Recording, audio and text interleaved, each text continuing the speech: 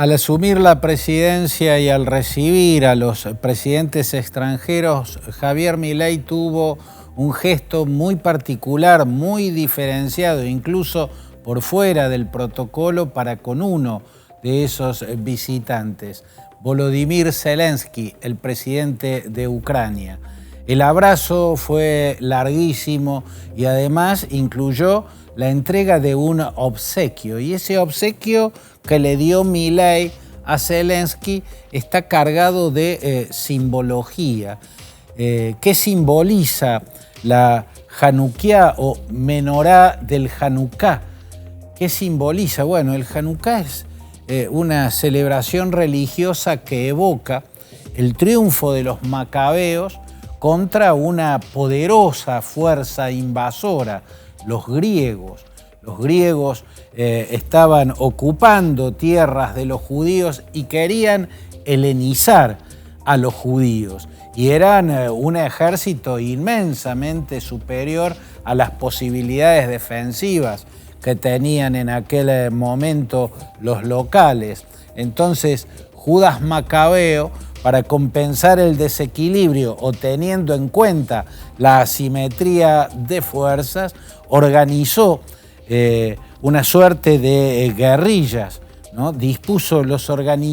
Organizó la resistencia en forma de guerrillas y los convocó a lanzar una guerra de guerrillas contra el poderoso ejército griego que los invadía con intenciones de helenizar al judaísmo, por lo tanto, de hacer desaparecer en la historia al judaísmo. Ahí es cuando Judas Macabeo hace esa exhortación a sus combatientes que tenían que pelear contra una fuerza muy superior numéricamente y también en armamentos. Los llama a ir a la batalla confiados, a ir a la batalla sin temer, porque a ellos los asistían las fuerzas del cielo. A esas fuerzas del cielo, a esa razón divina es a la que alude en reiteradas oportunidades el ahora flamante presidente argentino Javier Milei.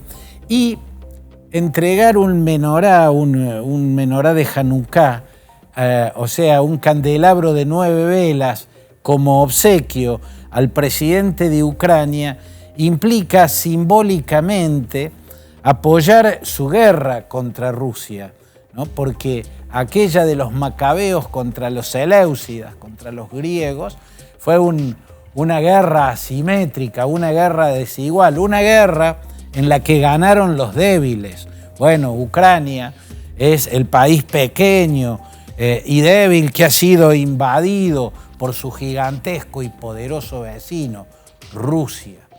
Por lo tanto, tiene una carga simbólica de apoyo explícito incluso a la causa ucraniana, el gesto que tuvo Javier Milei. Y muchos se pueden preguntar, ¿y de dónde es tanta afinidad? ¿Por qué mostró más afinidad con Milei que con Lacalle Pou o con el presidente del Paraguay o con otros de los visitantes? Con Víctor Orbán, un hombre al que admira mucho Javier Milei, hablo del presidente de Hungría. Bueno, hay una afinidad que incluso entra a contramano de la cuestión rusa-ucraniana, porque todos los grandes ídolos que tiene Javier Milei en la política mundial son más vales pro Vladimir Putin que pro Volodymyr Zelensky.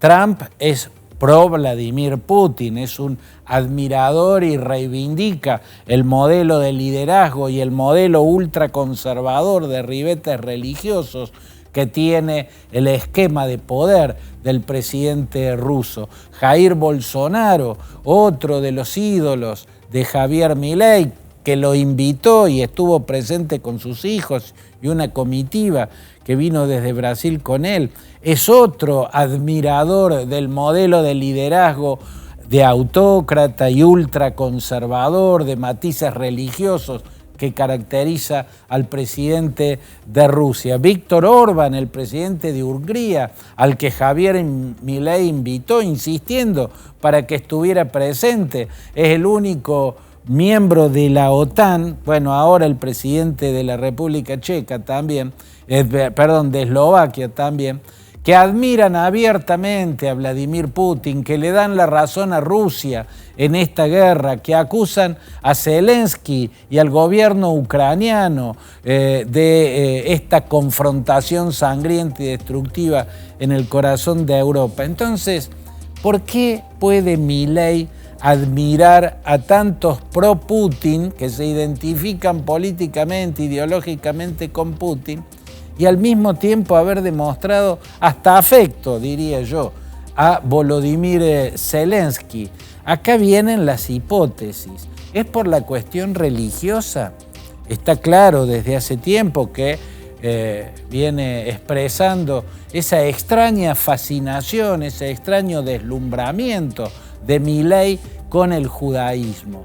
Pero en rigor no es con el judaísmo en términos totales, sino con los sectores ortodoxos, las comunidades ortodoxas del judaísmo. El Jabar de Lubavitch es una de las expresiones más conservadoras, más cerradas, más ortodoxas de lo que es el judaísmo ortodoxo. No todos los judíos son ortodoxos, los ortodoxos son una minoría. Son una minoría. Pero Zelensky no tiene nada que ver con el Chabad de Lubavitch y con nada que tenga que ver con la ortodoxia, más allá de que la ortodoxia tiene su origen en Ucrania, ¿no? El movimiento del judaísmo ortodoxo tiene su origen, porque de ahí fue uno de sus impulsores a partir del siglo XVIII. Pero Zelensky es judío, pero es un judío clara y evidentemente de posiciones seculares. Es un judío clara y evidentemente laico. No es un judío ultra religioso, no es un judío al que se vea cercano al judaísmo ortodoxo. Por eso, no sé si es por ahí ese afecto, ese deslumbramiento que mostró Milei con su visitante ucraniano. Entonces queda otra hipótesis más. ¿Será ideológica? Ambos tienen algo en común. Entraron desde el antisistema, casi como antisistema.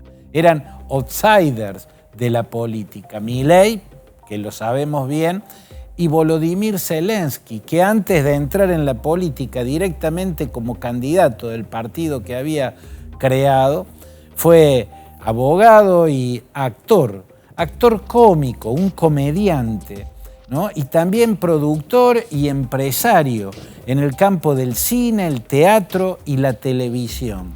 Era un hombre que venía de ese mundo. Nada más que uno de sus productos televisivos fue un programa en el cual, a través de la comedia y de la ironía, una sátira de la política en la cual descargaba toda su visión crítica sobre la clase política ucraniana, ¿no? Era devastadora la mirada que tenía Zelensky y que transmitía a través de ese programa que se llamaba Servidor Público. Ridiculizaba a la clase política ucraniana. Por eso el partido que creó se llamó Servidor Público y con ese partido se convirtió en presidente. Milei y Zelensky tienen eso en común. Eran outsiders de la política y críticos de la política. El programa de Zelensky ridiculizaba eso que Milei llama la casta. Tienen ese enemigo común, pero hay una diferencia muy profunda. Servidor Público es un partido de posición política bastante distinta a La Libertad Avanza. La Libertad Avanza es un partido fuertemente ideológico, Es un partido que se puede definir más que como libertario o además de como libertario, como ultraconservador. mientras que Servidor Público es un partido de una posición que sin ser anti-ideológica está más allá de las ideologías, pero se apoya o refleja valores liberales y socialdemócratas. Kirchheimer fue un politólogo y jurista alemán del siglo XX, Otto Kirchheimer, que escribió mucho sobre las formas novedosas de partidos que irrumpieron después de la Segunda Guerra Mundial.